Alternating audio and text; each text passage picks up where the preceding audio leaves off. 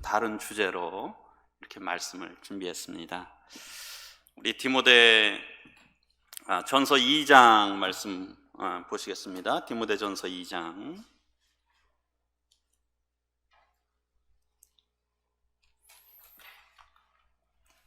디모데 전서 2장 1절부터 4절까지 말씀으로 제가 오늘 이렇게 말씀을 함께 나누고자 합니다.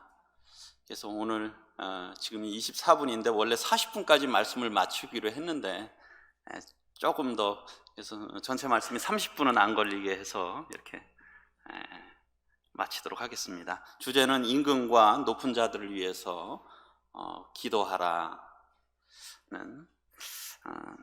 주제로 말씀을 드리겠습니다. 한편으로는 좀 그 다음 주가 좀 이 선거가 있잖아요. 굉장한 민감한 시기고 또 자칫하면 이런 민감한 주제일 수 있다고 생각이 듭니다. 그래서 제가 원래는 다른 말씀을 준비했다가 제가 지난주 금요일 날 한 영상을 봤어요. 그 영상이 어떤 거였냐면 뉴욕의 중심가에서 한 그 전도자가 뉴욕 시민들을 향해서 이렇게 회개하라고 하는, 코로나로 보면서 회개하라고 하는 그 메시지였어요. 한 5분짜리 영상이었는데요. 제가 그분의 그런 메시지를 들으면서 그 제목에도 그렇게 되어 있더라고요. 이 시대의 세례 요한.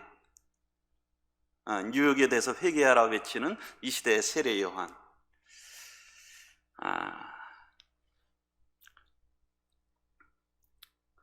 세례 요한, 그분의 모습을 보면서 이렇게 세례 요한도 이렇게 생각이 났고, 우리가 성경에 보면 또 이사야나 예레미야 같은 이런 선지자들이 있잖아요.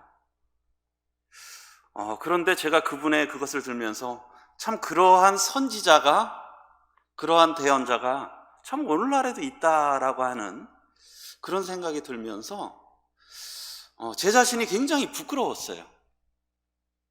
나는 과연 어떤 메시지를 전하고 있을까? 아마 이사야나 예레미야 또 침례요한 시대 때도 이런 또 보이지 않게 뭐 이렇게 하나님을 섬기는 분들이 많이 있었을 겁니다. 그러나 그러한 선지자들이 결코 인기 있지 않았잖아요. 결국 많은 사람들의 대적을 받고 외면을 당하고, 제가 그 영상을 보는데도 그 옆에서 그렇게 주목해서 듣는 분들이 그렇게 많지 않은 것 같아요. 그리고 아마 그것을 보면서 많은 사람들은 조롱을 하겠죠. 그러나 하나님께서는 과연 어떻게 평가하실까? 저분을. 그리고 한편으로는 또 하나님께서는 나에 대해서는 어떻게 평가하실까? 하는 그런 생각이 들더라고요. 참 믿음이 없고 참 겁이 많은 사람이 아닌가 하는 그런 생각이 한편으로 들었습니다. 그래서 참 이런 또 마땅히 전할 바들을 이렇게 전해야 되고 외쳐야 되는구나 하는 그런 생각을 했습니다. 그러면서 오늘 이런 주제를 생각을 했는데요. 디모데전서 2장 1절부터 4절까지, 그러므로 내가 첫째로 권하노니 모든 사람을 위하여 간구와 기도와 도구와 감사를 하되 임금들과 높은 지위에 있는 모든 사람을 위하여 하라. 이는 우리가 모든 견건과 단정함으로 고요하고 평안한 생활을 하려 함이라. 이것이 우리 구주 하나님 앞에 선하고 받으실 만한 것이니, 하나님은 모든 사람이 구원을 받으며 진리를 아는 데 이르기를 원하시느니라. 그래서 하나님께서 우리에게 간구와 기도와 도구와 감사를 하되 모든 사람을 위해서 하는데요, 특별히 말씀하면서 임금들과 높은 지위에 있는 사람들을 위해서 하라고 말씀하셨어요. 간구를 하되 임금과 높은 지위에 있는 사람들을 위하여 하라. 그럼 하나님께서 왜 그들을 위해서 기도하라고 하셨을까요? 이들을 위해서 기도하는 이유를 2절, 3절, 4절에 이렇게 나와 있다고 생각합니다. 제가 여기에 그 밑에 이렇게 진하게 쓴 글씨가 우리 킹 제임스 흠정역에 나와 있는데요. 왕들과 권위를 가진 모든 사람을 위하여 하라. 2절입니다. 이것은 우리가 전적으로 하나님을 따르며 정직한 가운데 조용하고 평화로운 삶을 살고자 합니다. 우리가 왕들과 권위 있는 높은 지위에 있는 사람들을 위해서 기도해야 된다라고 하는 거예요. 그 이유가 첫 번째로 말씀하고 있는 것은 이것은 우리가 전적으로 하나님을 따르기 위해서, 우리의 마음을 다해서 하나님만을 온전히 따르기 위해서 그들을 위해서 기도해야 된다라고 하는 거예요. 우리가 당장 이렇게 코로나가 생기니까 전적으로 하나님을, 물론 우리의 마음이 중요하죠. 우리의 거하에서 처소가 참 중요합니다. 그러나 실질적으로 우리가 많은 부분에 제약을 받잖아요. 네, 전적으로 하나님을 따르는데 어려움이 되지 않습니까? 외형적으로만 봐도. 그리고 두 번째로는 정직한 가운데 조용하고 평화로운 삶을 살고자 합니다. 참 요즘에 사실 이렇게 교회를 다닌다고 떳떳하게, 오늘 교회 갔다라고 떳떳하게 말하기가 좀 조심스러운 시대를 살고 있지 않습니까? 그렇지 않습니까? 어떤 경우들 보면 직장에서 그런 것들을 늘 확인들을 하신다 그러잖아요. 그런 것들이 충분히 이해가 돼요. 직장 다니시는 성도님들의 어려움들이, 왜요? 나로 인해서 다른 사람들에게 어려움이 될 그런 것들도 있지 않습니까? 그래서 우리가 정직한 가운데 우리가 이렇게 힘있게 찬양 드릴 수 있고, 우리 교회에 나와서 자신 있게 예배 드릴 수 있고, 그것에 대해서 나는 그렇게 했다라고 선포할 수 있고, 참 그것이 기쁨이 되지 않겠습니까? 그런데 지금의 이런 상황들만 이런 어떤 그런 상황이 생기니까 우리의 많은 부분들이 위축이 되는 거예요. 제가 어제 카톡방에도 이렇게 했지만 오늘 오시는 성도님들의 인원을 파악하면서 참 어떻게 이런 일이 다 있는지, 교회에 오시는 성도님들의 인원을 파악을 해야 되다, 이런 상황들이 생긴다라고 하는 것이죠. 물론 이것은 질병으로 생겼지만 우리의 어떤 왕들이나 권세 아래에 있는 자들이 어떤 사람들이냐에 따라서 그것이 제도나 법이 정해지면 그렇게 될 수가 있다라고 하는 것입니다.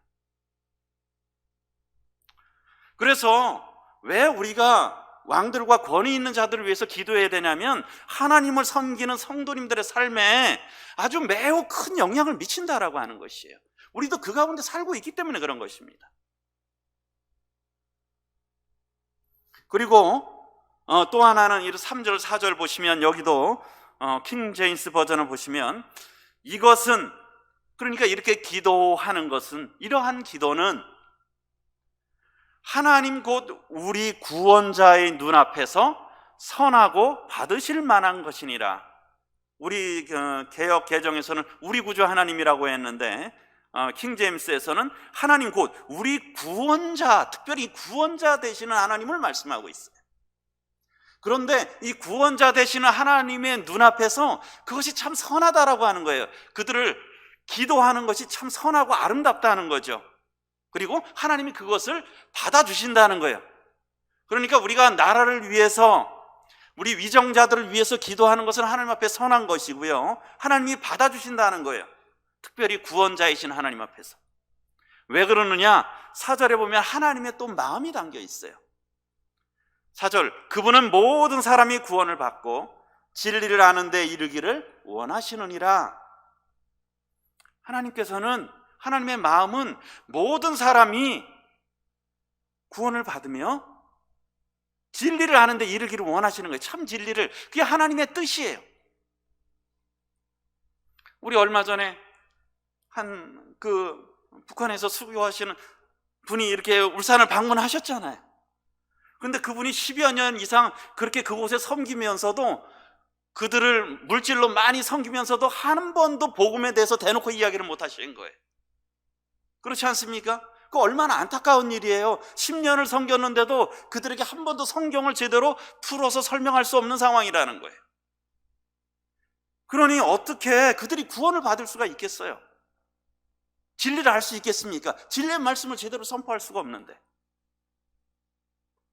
그런 상황이 이렇게 놓여 있으면 그 나라의 통치자나 지도자들이 어떠냐에 따라서 결국은 구원자이신 하나님께서 기뻐하시고 원하시는 복음 전파와 영혼 구원에 대해 그것이 큰 영향을 미친다라고 하는 것이에요. 제가 어제 거기에도 그렇게 썼잖아요. 안타깝지만 내일 오실 때 가능하면 구도자들 모시고 오지 마세요.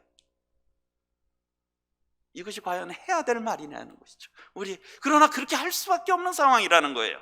왜요? 상황이 이러니까. 우리가 지금 이렇게 자유롭게 복음을 전한다라고 하는 것 얼마나 큰 은혜입니까? 그렇잖아요. 이런 것들이 어떤 것들이 나라가 바뀌고 법이 바뀌게 되면 우리 예전에 홍길동이 자기 아버지를 아버지로 부르지 못한다 그런 대화가 글이 있잖아요. 법이 바뀌면은 우리가 죄인을 죄인이라고 얘기 못할 수가 있다라고 하는 거예요.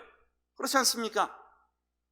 이런 동성애는 성경에 분명히 잘못이에요. 그런데 우리가 대놓고 동성애를 죄라고 얘기를 못하는 때가 올 수도 있다는 거예요. 왜? 어떠한 법이 세워지느냐, 어떠한 지도자들이 세워지느냐에 따라서 우리의 복음이 회방을 받는다라고 하는 것입니다. 그래서 하나님께서는 우리들로 하여금 임금들과 권세 있는 자들을 위해서 기도하라. 왜요? 이것은 우리 성도들의 삶에, 하나님을 섬기는 성도들의 삶에, 하나님을 예배하고 경배하고 섬기는 성도들의 삶에 아주 큰 영향을 미치기 때문이고요.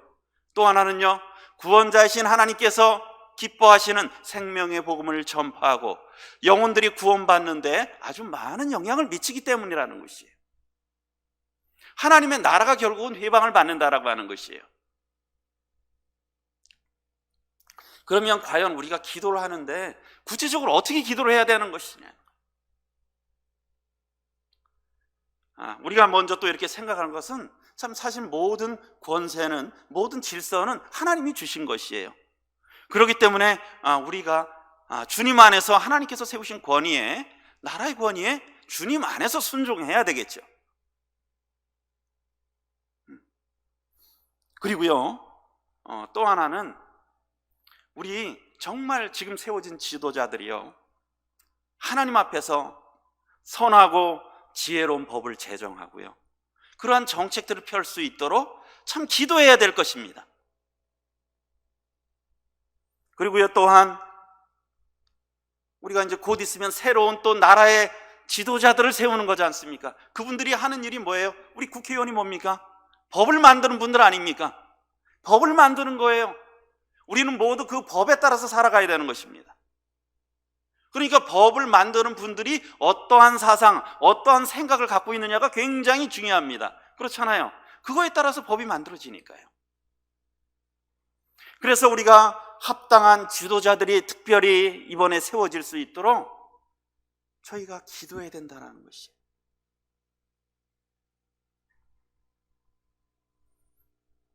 제가 그 정치, 우린 잘 정치라고 하는 말을 잘 안 쓰지 않습니까? 근데 우리가 정치적인 건 사실은 좀 문제가 될 수 있어요. 정치적인 건. 그러나 정치가, 제가 네이버에서 이렇게 찾아보니까 나라를 다스리는 일이에요. 나라를 다스리는 일이 정치예요. 우리의 정치에 관심을 가져야 되겠습니까? 갖지 말아야 되겠습니까? 그러면 어떨 것일 것 같아요? 정치에 무관심해야 되겠습니까? 아니면 거기를 그냥 아이고 정치하는 사람들 아주 싫어, 이제 그냥 나도 모르겠다, 그냥. 그것은 우리 나라에 대해서 포기하는 거라고 생각이 들어요. 왜요? 나라를 다스리는 일입니다. 이 나라를, 내가 살고 있는 이 나라를, 우리가 살고 있는, 우리 교회가 거하고 있는 이 지금의 이 나라를 다스리는 일이에요. 우리가 그러니까 정치에 관심을 가져야 되는 것이죠. 나라가 지금 어떻게 통치가 되고 있는지, 나라의 지도자들이 어떤 사상과 어떤 생각을 갖고 있는지, 그것에 대해서 우리가 관심을 가지고 잘 판단해야 된다는 거죠. 그리고요, 우리 투표에도 적극적으로 정말 불가피한 상황 빼놓고는 참석하셔야 됩니다. 하셔야 되죠.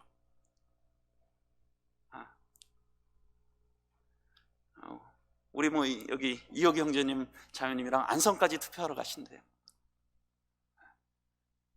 차를 운전해서 투표만 하시기 위해서.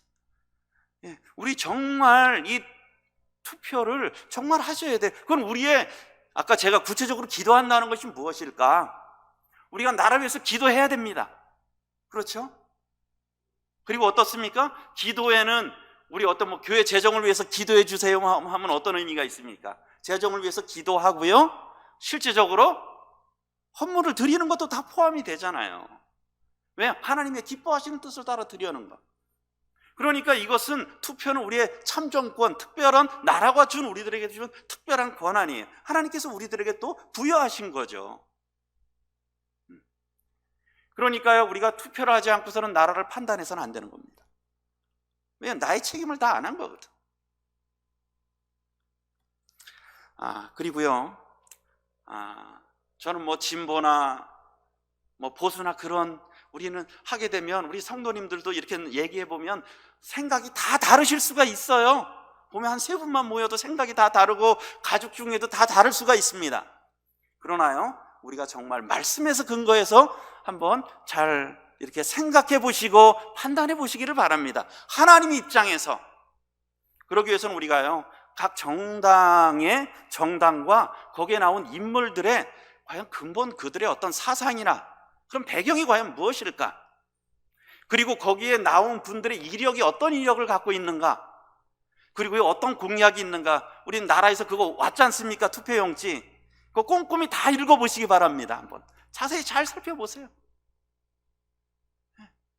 그냥 내가 이제까지 생각한 걸로 그냥 하는 것이 아니라 잘 한번 생각해보고 판단해보시고, 그리고 과연 하나님을 믿는 사람으로서 우리의 성도들의 신앙생활과 생명의 복음을 전파하는 데 있어서 하나님의 입장에서 어떠한 곳에 내가 정말 이 권리를 행사해야 되는 건지, 기도하면서 투표해야 된다고 생각이 들어요.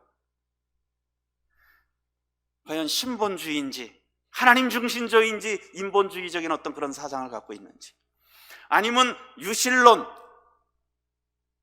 아니면 무실론의 어떤 유물론적인 그런 사상을 갖고 있는지, 그런 부분들도 한번 좀 잘 살펴보시기 바랍니다. 그런 사상적인 이면이 굉장히 중요하다고 생각이 들어요. 물론 전 그런 생각이 듭니다. 우리가 어떤 높은 지위에 올라가서 참 정직하게 잘해야 되는 것이죠. 근데요, 그런 부분들의 어떤 잘못하는 것은 대부분 몇몇 사람한테만 영향을 미쳐요. 자기 자신하고 주변에 있는 사람들, 물론 나라에 영향을 미치는 게 있죠. 정직하게 하지 못했을 때. 그런데요, 근본적인 어떤 사상을 달리하고 있는 경우에는요, 그것이 사실은 더 위험한 거예요. 그렇지 않습니까? 우리는 지금 이 세상에 우리 하나님 성도들의 관점에서는 어떻습니까? 하나님과 이 마귀와의 싸움이잖아요. 그렇지 않습니까? 하나님과 마귀의 싸움이에요. 모든 이 세상에 있는 일들이 다 그 가운데 있다라고 하는 거예요. 그런 것들을 우리가 잘 분별할 필요가 있다라고 하는 것이죠. 그리고 성경적으로나 아니면 아예 제가 반성경적이라고 말하죠. 과연 반성경적인 그런 것을 입법할 가능성이 있느냐, 그런 것들을 추진할 수가 있느냐. 우리가 이런 모든 완벽한 기준에 사실 뭐 저희도 거기에 부합되지 못한 연약함이 있지만, 물론 거기에 출마하신 분들이나 당들이 다 연약한 부분들이 많습니다. 그렇죠? 부족한 부분들이 많아요.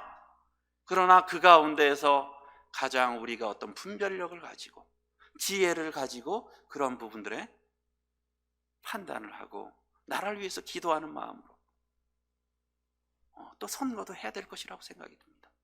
그리고 특별히 이번에 선거가 굉장히 좀 다소 복잡해요.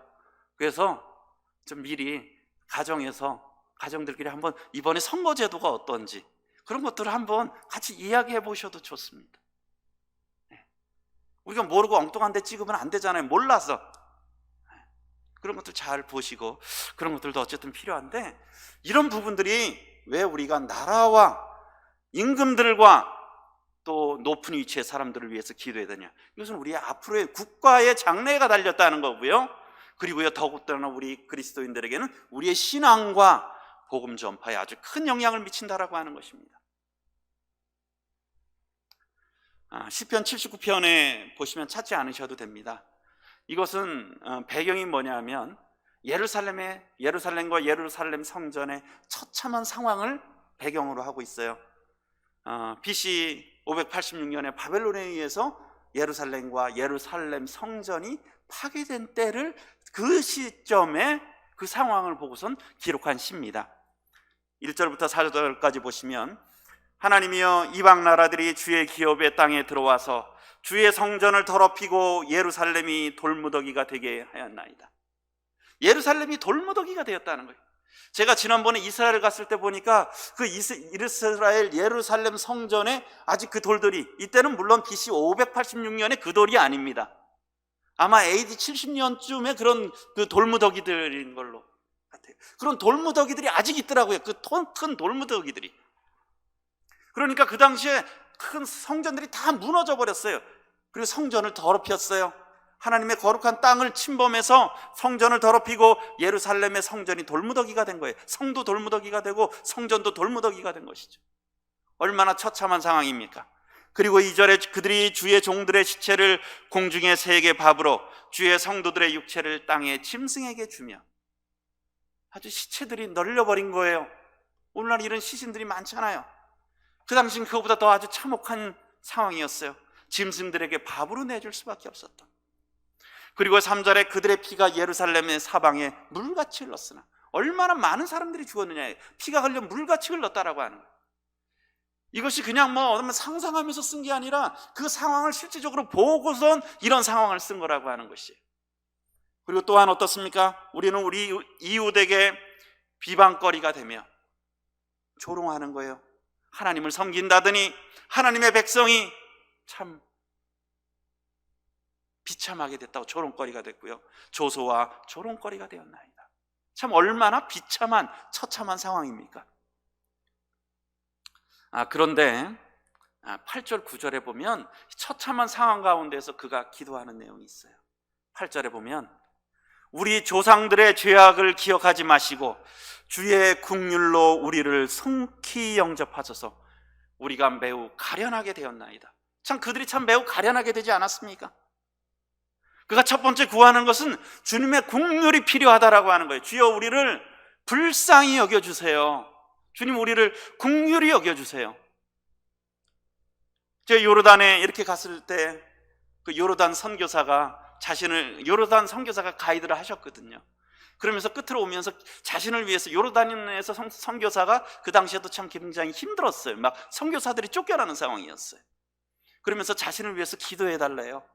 그래서 어떻게 기도해 드릴까 하니까 주여 긍휼히 여겨주소서, 자기 이름 내면서 요르단 선교사 누구 긍휼히 여겨주셔서 라고만 기도해 달라는 거예요. 참 주님, 참 우리를 불쌍히 여겨주세요. 참 이 시대가 지금 코로나만 안정화되면 우리가 다 모든 것이 해결될 것 같은 시대를 살고 있잖아요. 근데 사실은 우리 코로나 전에 우리나라의 상황이 어땠습니까? 그거 다 잊혀졌어요. 코로나로 다 덮여졌어요. 사람들이 온통 코로나예요. 우리나라의 상황을 보면 참 어려운 상황이라고 저는 생각이 들어요. 참 위험한 상황이라고 생각이 들어요. 참 위기의 상황이라는 생각이 듭니다. 참 우리가 하나님 앞에 기도해야 될 것입니다. 하나님, 저희 나라를 정말 긍휼히 여겨주세요. 불쌍히 여겨주시기 바랍니다. 저희들의 죄를 용서해 주세요. 이러한 자세가 저희들에게 필요하다고 생각이 듭니다. 또 하나는요, 9절에 우리 구원의 하나님이, 여기서 특별히 구원의 하나님, 구원자 하나님, 주의 이름의 영광스러운 행사를 위하여 우리를 도와주세요. 주님의 이름을 위해서, 주님의 영광을 위해서 저희를 도와달라고 하는 거예요. 3절에 또 주의 이름을 증거하기 위하여, 주의 복음을 증거하기 위해서 저희를 도와주세요. 우리 대한민국을 위해서 기도해야 되지 않겠습니까? 주님 우리들에게 긍휼을 베풀어 주소서. 주님의 이름을 위해서 주님이 한국이 정말 계속적으로 하나님을 찬양하고 경배하며 또 이런 선교하는 나라가 되고, 이 주님의 이름 이름의 이런 영광스러운 일들이잖아요. 그런 것들을 위해서, 그리고 또 교회나 우리 전국의 이런 모든 교회들이 또 이런 주님의 이름을 전도하는 일들을 위해서 우리를 건져주시고 우리 죄를 사하소서. 좀 우리가 하나님 앞에 이렇게 기도해야 된다고 생각됩니다. 주님, 주님의 긍휼로 저희를 불쌍히 여겨주세요. 그리고 주님의 이름을 위해서 저희를 불쌍히 여겨주시고 은혜 베풀어 주시기를 원합니다. 제가 이스라엘에 이번에 갔을 때 갈릴리 아마 막달라 쪽인지 제가 어느 쪽에 그 성당 쪽에 가 있는데 다른 것들은 별로 인상이 아니었는데 이 그림 한 장이 굉장히 인상이었어요. 여기 어떻습니까? 보입니까? 손이 보이고 발들이 보이잖아요. 이 그림 보면 어떤 것이 생각나십니까? 성경에 관련된 거예요. 이 혈유병 걸린 여인의 모습을 그려놓은 거거든요. 주님의 옷자락을 잡으려고 하는, 그 발치라도 잡으려고 하는, 이게 주님의 발을 그린 거고요. 이게 그 여인의 손입니다. 이게 참 주는 메시지가 참 크잖아요. 얼마나 참 간절합니까? 주님, 저를 긍휼히 여겨주세요. 이 발이라도, 주님의 발이라도 잡으려고, 그 옷깃이라도 조금 잡으려고. 우리가 주님 앞에 이런 긍휼로 주님의 은혜를 구하는 그러한 마음이 이 시대에 더욱 이렇게 필요하리라 생각이 듭니다.